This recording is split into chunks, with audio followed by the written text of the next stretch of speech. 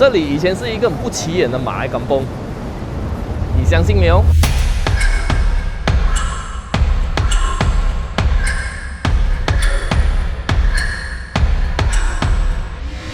现在邦萨South这个地方是不是看起来很atas，然后又很 international 呢？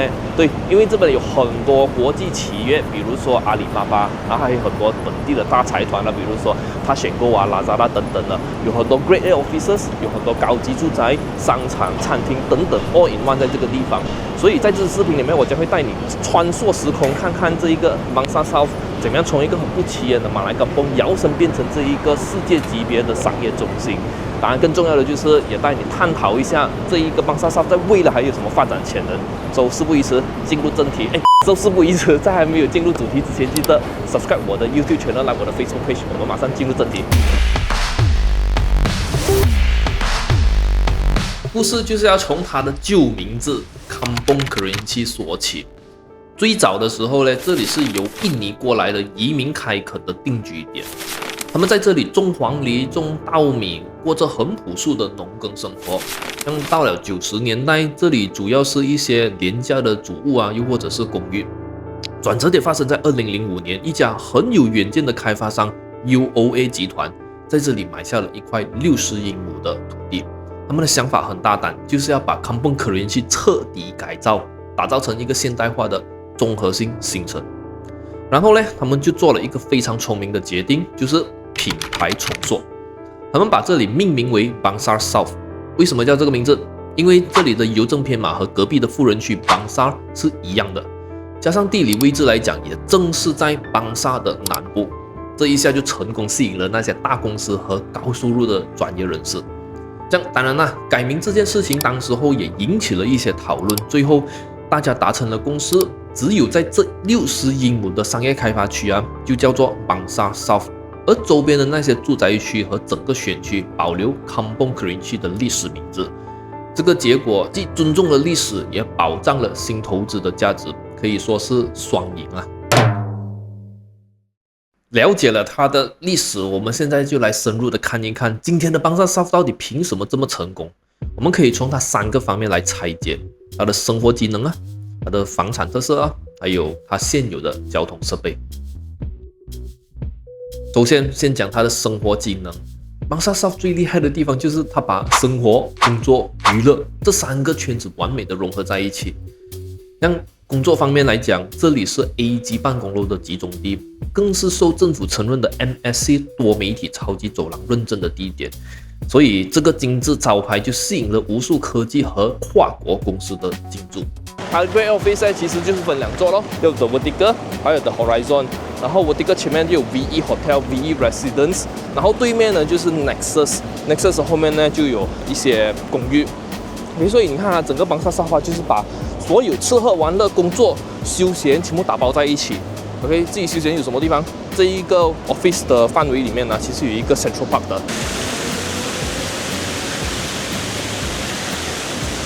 像下班了想吃饭、逛街，走路就能够到的 The Sphere 和 Nexus 这2个生活广场，里面什么餐厅都有。如果想去大型点的商场 ，Mid Valley、The Gardens 也只是几分钟车程的距离而已。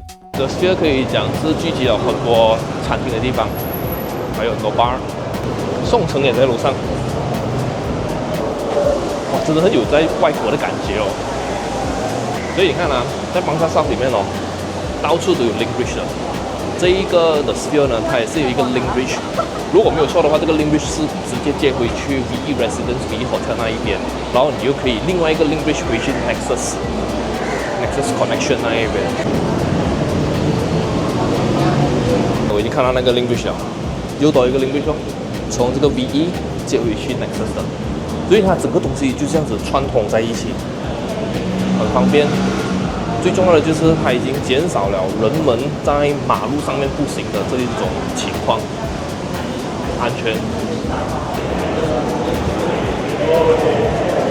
你看它的 office 楼下也是有很多这些 retail 的各种各样的服务在这边，所以很方便，对不对？像我们走进 Nexus， 这个 Nexus 也是有很多 F&B 的 retail 的。现在刚好又是 lunch time 嘛，所以你已经开始看到人潮在这边了，是是很多人的，这里好像是Bangsar South 人的肯定这样子。你看那些人气比较高的餐厅啊，基本上都是排队，也是排到哇溢出来那一种的，非常夸张。那这里也有世界级的医疗资源，比如说Pantai Hospital 和马大医疗中心就在附近而已。最让人惊喜的是什么啊？在这么一个水泥森林里面，居然有一个6英亩大的中央公园，里面全是行人步道和水景，是市中心里一个奢侈的绿肺啊！著名的马来亚大学 University of Malaya 就在隔壁，这也为这个区域带来了一股年轻的学术气息和稳定的学生租客群体。所以可以讲是你的日常生活需要的所有的一切，在这里几乎都能够以步行来解决。哈哈，这种高度的便利性就是它最核心的价值之一了。接下来我们来聊聊这里的房产。Bangsar South 的住宅市场有一个很显著的特点，那就是它的租金增长在很多时候都会比房价增长还要来得快。这说明了什么？说明了这里的 rental 需求非常的强劲。这里的租金回报率相当的可观，数据显示一些优质单位的租金回报率可高达 4.2% 到 5.2% 之间，这在全球来讲都是一个健康的水平。主要的租客就是我们前面提到的那一些外籍专才，还有本地白领，他们愿意为了便利和生活品质支付更高的租金。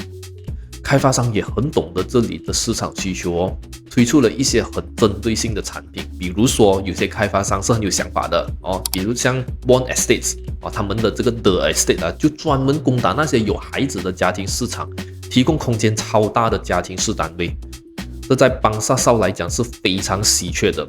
而 UOA 的 L'Oreal Residence 则提供了双钥匙单位，让屋主可以一个单位收2份租金，最大化投资回报。所以这里的房产投资逻辑是很清晰，强大的租客群体支撑着健康的租金市场。最后我们来看它现有的交通网络，这个可以讲是Bangsar South的超级武器。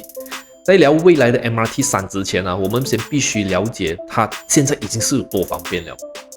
它的地理位置呢，就在吉隆坡和 Petaling Jaya 的正中间，所以联邦大道Federal Highway、MPE、Spring 大道这些巴生谷最主要的高速公路都从这里经过，你要开车去哪里都很快很方便的。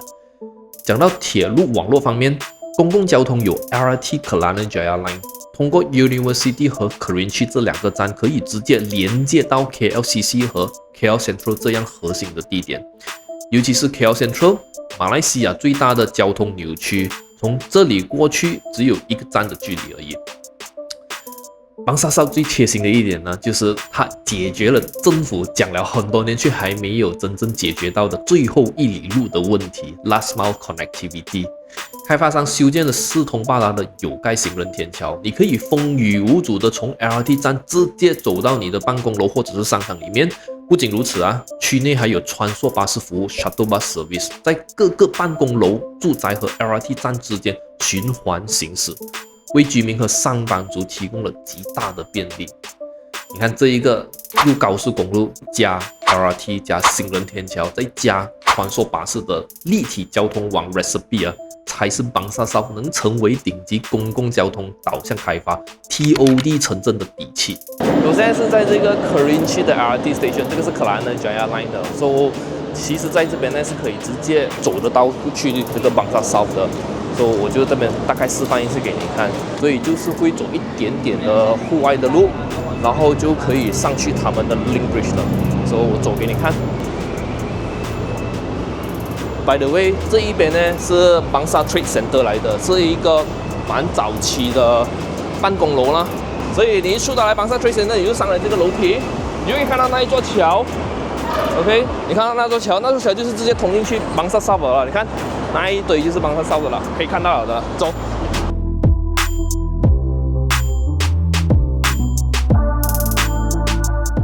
来到这边的话呢，其实就是代表你已经进入了Bangsar South。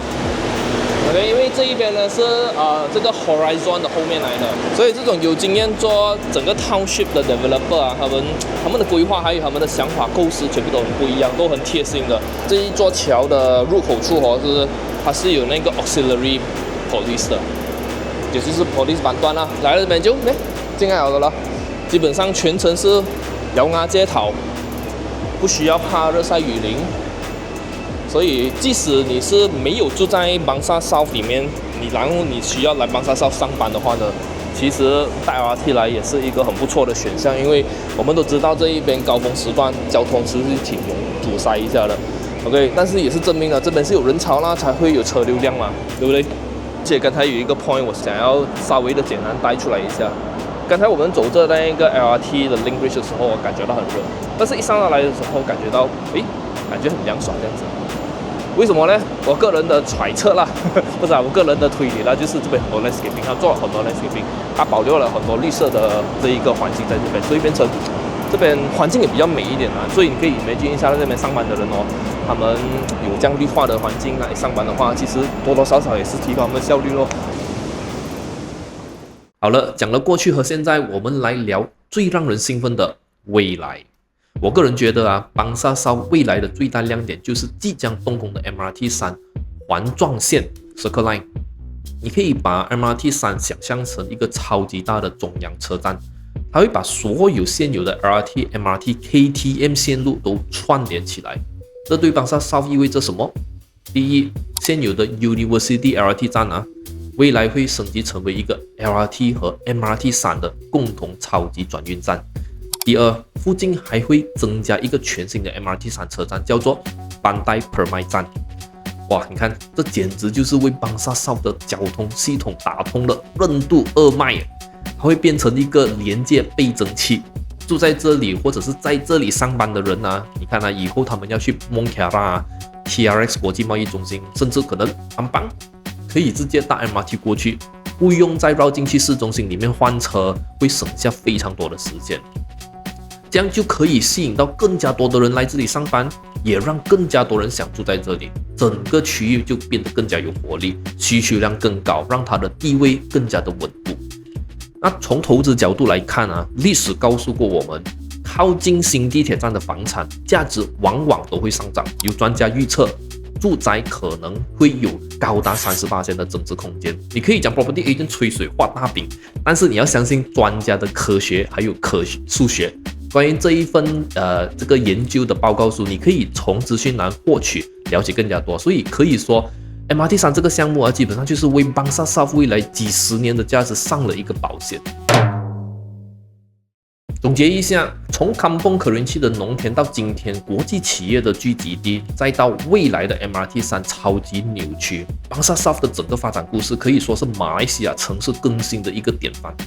当然，没有一个地方是完美的，这里的挑战就是高峰时段交通会比较堵塞咯，而且是黄金地段嘛，所以房价肯定是不便宜了的。持续的推出新楼盘也会带来竞争，但是它的优势也非常明显啊！你看它强大的经济引擎、稳定高收入租客群体，以及最重要的就是 MRT3 带来的巨大潜能。在这里，对不同的人来讲啊，如果你是那一些追求租金回报的投资者，这里的小户型或者是双钥匙单位多 K 会是一个很好的选择咯，因为深受专业人士还有外籍租客的欢迎嘛。